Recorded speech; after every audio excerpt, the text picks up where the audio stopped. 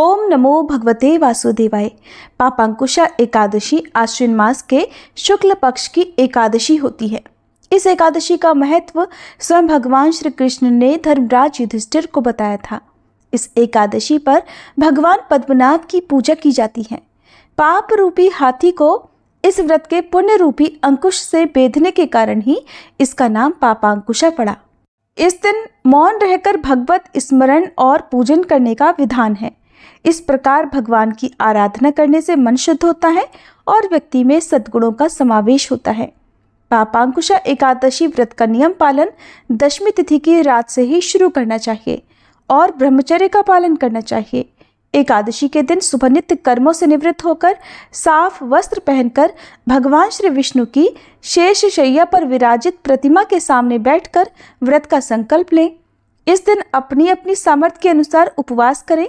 उपवास में अन्न या चावल ग्रहण नहीं करना चाहिए।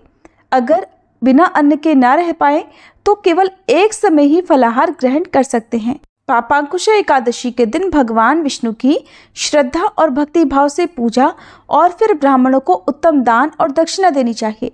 इस दिन केवल और केवल फलाहार ही किया जाता है। इससे शरीर स्वस्थ और हल्का रहता है। एकादशी का व्रत रखने से भगवान समस्त पापों को नष्ट कर देते हैं, अर्थात पापांकुशा एकादशी पापों का नाश करने वाली कही गई है। जनहितकारी निर्माण कार्य प्रारंभ करने के लिए या धार्मिक कार्य करने के लिए ये एक उत्तम मुहूर्त है। इस दिन व्रत करने वाले को भूमि, गऊ, जल, अन्न, छत्र, उपान्ह आदि का दान करना चाहिए।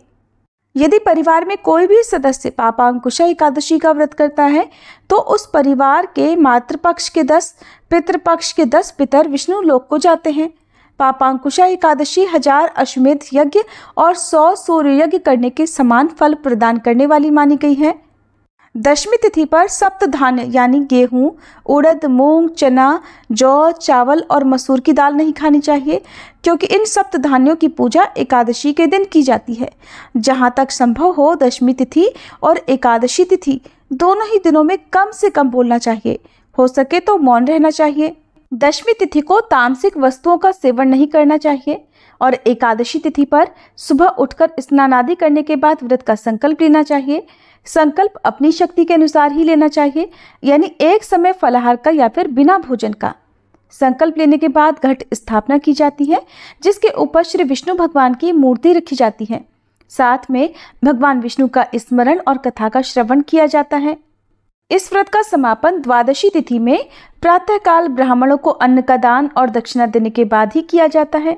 जो मनुष्य किसी प्रकार के पुण्य कर्म किए बिना जीवन के दिन व्यतीत करता है, वह लोहार की भट्टी की तरह सांस लेता हुआ निर्जीव के समान ही है।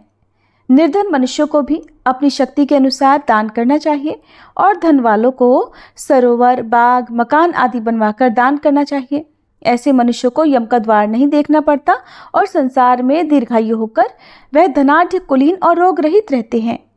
अब आपको बताते हैं इस बार पापांकुशा एकादशी का व्रत कब है और व्रत पारणा का शुभ मुहूर्त कब से कब तक रहेगा। इस बार एकादशी की तिथि 2 दिन तक रहेगी। एकादशी तिथि प्रारंभ होगी 13 अक्टूबर रविवार को सुबह 9:10 से और 14 अक्टूबर सोमवार को सुबह 6:41 पर तिथि समाप्त होगी। इसलिए इस बार 13 अक्टूबर को व्रत न रखकर केवल 14 अक्टूबर सोमवार को ही पापांकुशा एकादशी का व्रत रहेगा। सभी वैष्णव जनों को या फिर गृहस्थ जनों को एकमात्र इसी दिन उपवास रखने की सलाह दी जाती है। द्वादशी तिथि प्रारंभ होगी 14 अक्टूबर सोमवार सुबह 6:42 से और 15 अक्टूबर मंगलवार को सुबह 3:42 पर तिथि समाप्त होगी। द्वादशी तिथि लगते ही जो हरिवासर का समय शुरू होगा वो सोमवार को दोपहर 12:30 बजे तक समाप्त होगा। और ऐसा एकादशी व्रत का नियम है कि जब तक हरिवासर का समय रहता है तब तक एकादशी का व्रत भूले से भी नहीं खोलना चाहिए, यानी कि हरिवासर के समय व्रत पारणा नहीं करना चाहिए। यही कारण है कि सोमवार को हरिवासर का समय दोपहर तक रहेगा, इसलिए आप सोमवार को केवल व्रत रखें और 15 अक्टूबर मंगलवार को एकादशी व्रत पारणा का शुभ मुहूर्त सुबह 6:27 से 7:45 के बीच में रहेगा। आपको इसी निर्धारित मुहूर्त के अंदर अपना एकादशी व्रत खोलना है। कुछ लोग एकादशी का व्रत पूरे नियमों के साथ रखते हैं, तिथि शुभ मुहूर्त की जानकारी रखने के बाद व्रत रखते हैं, तो कुछ लोग केवल दूसरों से सुनकर व्रत रखते हैं, यानी जिस दिन एकादशी तिथि लग जाती है उसी दिन व्रत रख लेते हैं। तो इस बार एकादशी तिथि 2 दिन रहने के कारण कुछ पंचांगों में रविवार के दिन भी एकादशी का व्रत करने की बात कही जा रही है। ऐसे में मैं आपको बता दूं, जो लोग रविवार के दिन यदि एकादशी का व्रत रख ही रहे हो तो उन्हें सोमवार को सुबह व्रत का पारण करने का कोई भी शुभ मुहूर्त नहीं मिलेगा, क्योंकि दोपहर में लगभग 12:30 बजे तक हरिवासर का समय रहेगा और हरिवासर के बीतने के बाद आप व्रत खोल सकते हैं। अगर आपने रविवार को एकादशी का व्रत रखा है तो ऐसी स्थिति में आप सोमवार को दोपहर 1 बजे से 3 बजे के बीच में पारण कर सकते हैं, क्योंकि ऐसा करने से व्रत बहुत अधिक अवधि का हो जाएगा। इसलिए आप लोगों को सलाह दी जाती है कि आप केवल सोमवार के दिन एकादशी का व्रत रखकर मंगलवार के दिन व्रत का पारण करें। ये थी आज की वीडियो। जानकारी अच्छी लगी हो तो वीडियो को लाइक और चैनल को सब्सक्राइब नहीं किया हो तो जरूर कर लीजिएगा।